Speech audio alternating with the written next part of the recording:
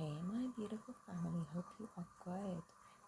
So I'm back with a longer video now. This is like a sit down chit chat with me, and it's about rejection. I'm feeling like a misfit. So usually, if you are experiencing rejection in your later life, be it at school or at work, it stems from your childhood home.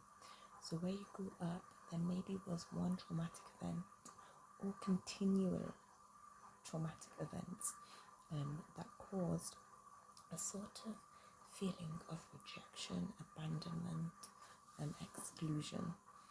And we're seeing that, you're seeing it play out in your later life because this spirit of rejection is still lingering.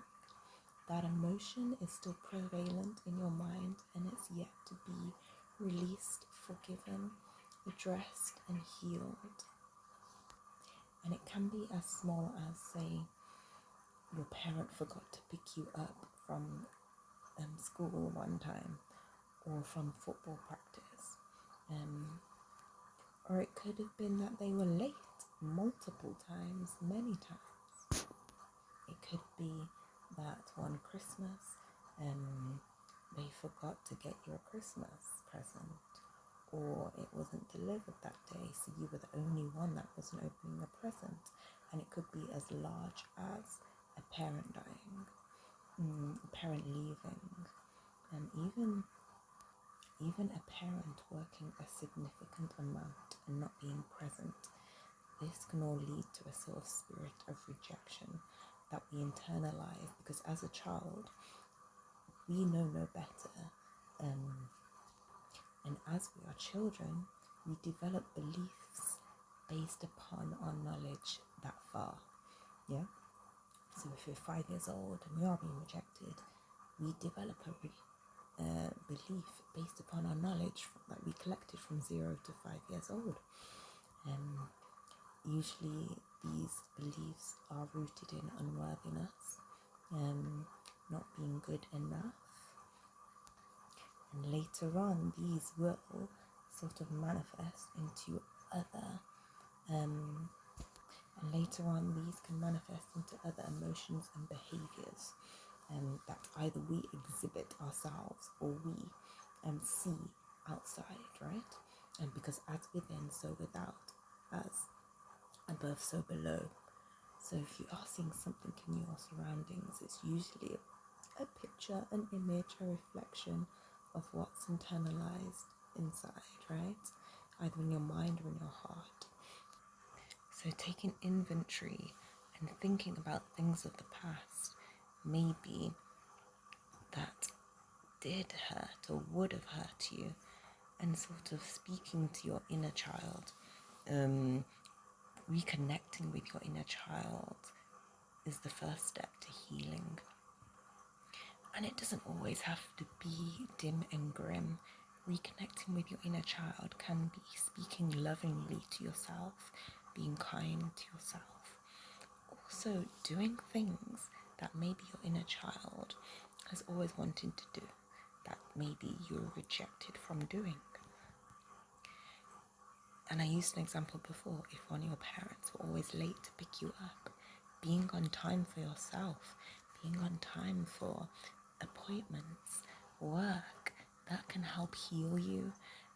You may not know it because again, we don't look at what is seen, we look at what is unseen, because what is seen is temporary, what is unseen is forever. So if we do these little actions, if we do take these little actions to sort of remedy and fix little wounds that may be that we may not even know are open, it can help heal us spiritually. So 4 things that can help heal you from a spirit of rejection or abandonment. 1, realize the people in the past that hurt you, or even people that are hurting you today, they're doing the best that they can with what they know now. And I think it's always key to forgive them, for they do not know what they're doing. Sometimes people really do not know that they're actually hurting you. Yeah, so forgive them. or just consciously think, I understand you're doing this. It's nothing to do with me. I understand that you too are hurting. Number 2, make sure you always show up for yourself. If you say you're going to do something, do it. Because actually every time you don't do something that you say you want to do, or you say you're going to do, it breaks your heart. We may not see it, but it actually does. So show it for yourself whenever you can. Number 3, accept all things with love. We may not like certain things, but if we accept everything with love, honestly, it can help release some of this rejection feeling.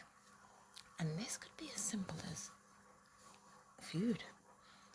Many people who are rejected, they do, especially by a parent.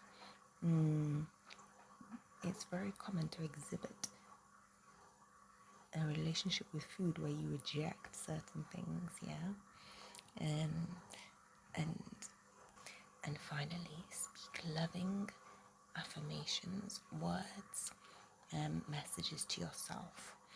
And it's beyond the I am great. It's my needs and desires and wants are valid and deserve to be met.